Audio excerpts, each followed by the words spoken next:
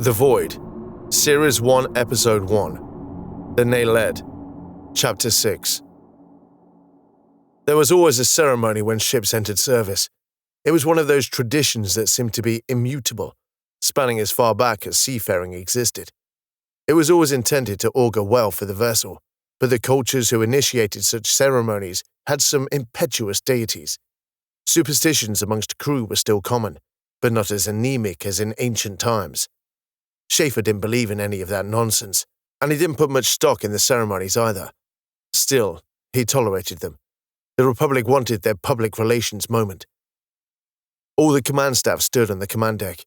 Few of them ever really needed to be on the command deck beyond briefings, but they needed to be there for the ceremony, in all their pomp and pageantry. Republic military uniforms were designed to be minimalistic, with subtle indicators to rank and specialization. Their purpose was to be comfortable and durable, not ornate. Still, there were plenty in the throng in the mezzanine who wore the most elaborate military uniforms, where appearance was more of a priority. The President of the Republic, Cinema Lera, was present, flanked by Danik Larson and a few other dignitaries. The media was also present, most of them recording the event on their head cameras, or Fenkov as they were colloquially known, a portmanteau word derived from the words festa and cough, literally meaning window head. Beyond the VIPs were the families of those on board, and given the size of the crew, the concourse was crammed. Even then, Schafer felt like they were barely scratching the surface of all the relatives.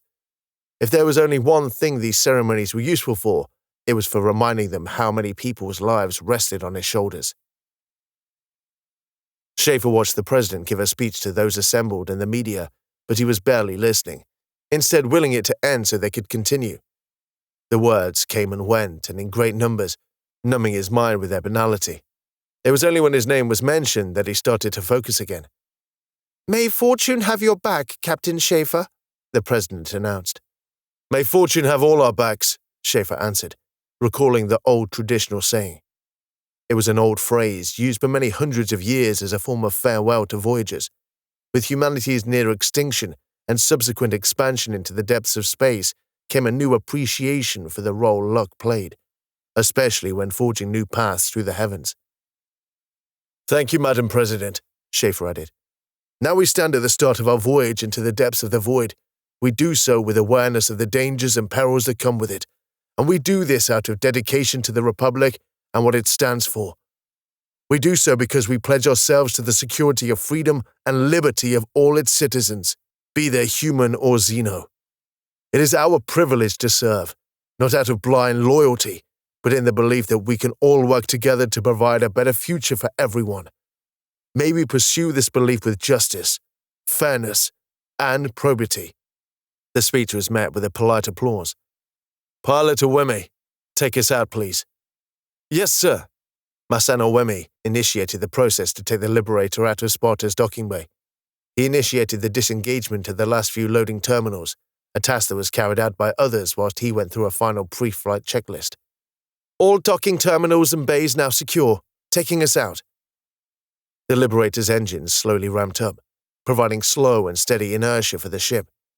They would have proceeded at a slow speed whilst they were in Sparta's airspace, but once they were beyond, they could accelerate and then prepare for the slide. Those gathered to watch the departure observed with awe as the colossal ship slowly moved away from them. It was far too big to see the whole ship from such a close position, but it would reveal itself as it moved away.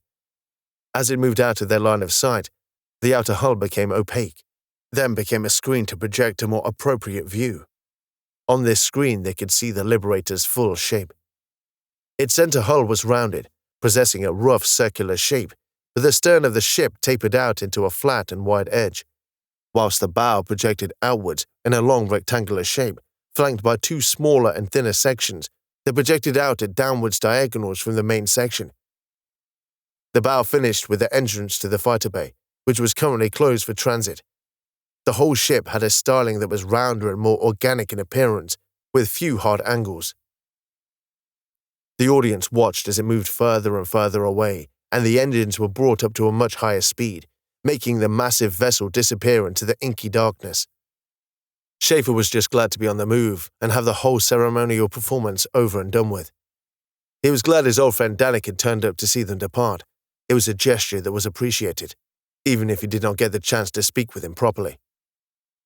"Are we far enough away from Sparta?" "Soon will be, Captain." "Okay. Proceed with a slide to the gateway as soon as you are able."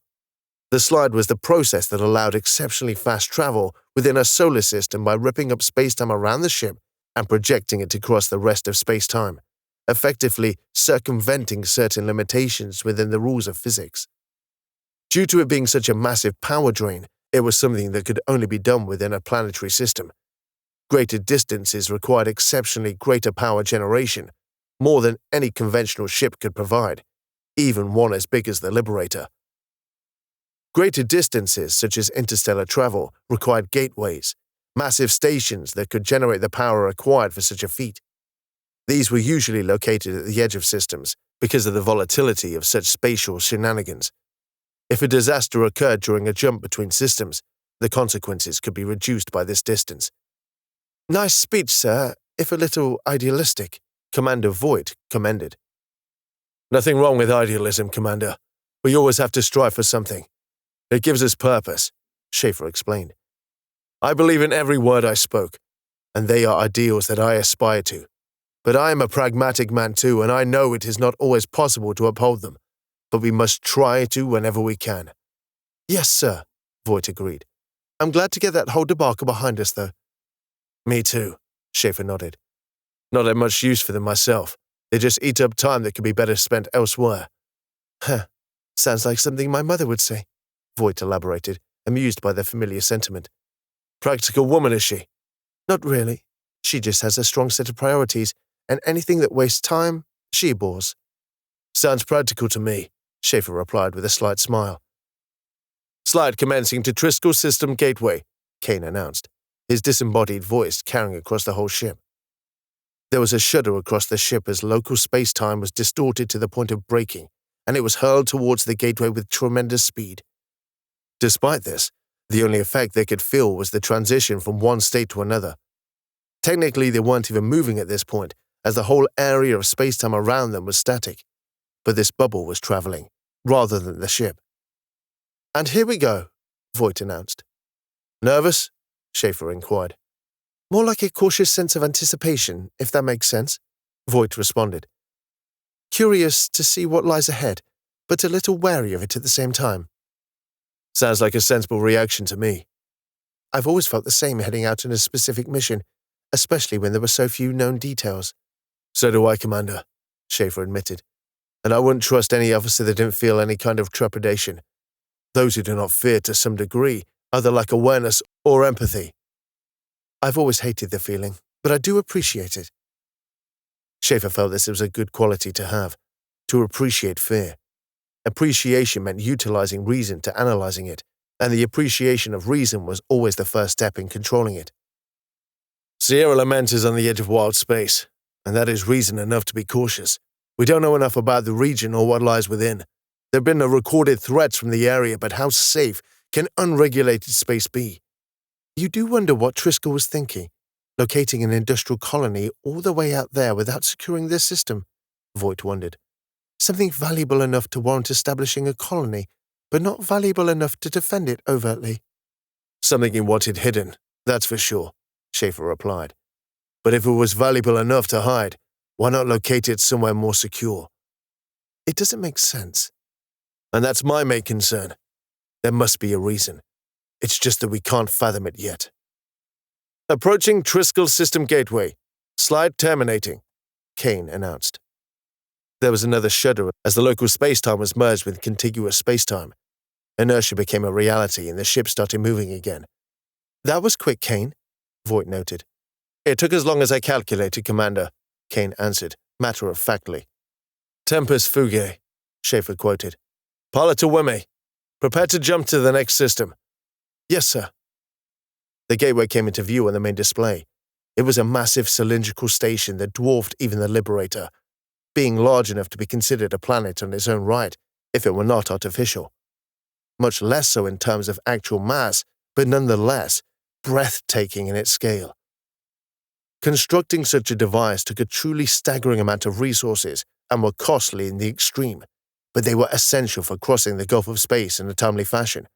And as with all history, humanity has always spared no expense when it came to setting up trade routes. Even so, quite a few jumps were needed to reach their destination, so this journey was still going to take some time. "Jump commencing to a Munson system," Kane announced. The gateway lit up as it began to unleash its stored power to initiate the jump. It glowed with all the intensity of a star as it wrenched the area around the ship out of space-time once again, and with a sudden flash, they were gone.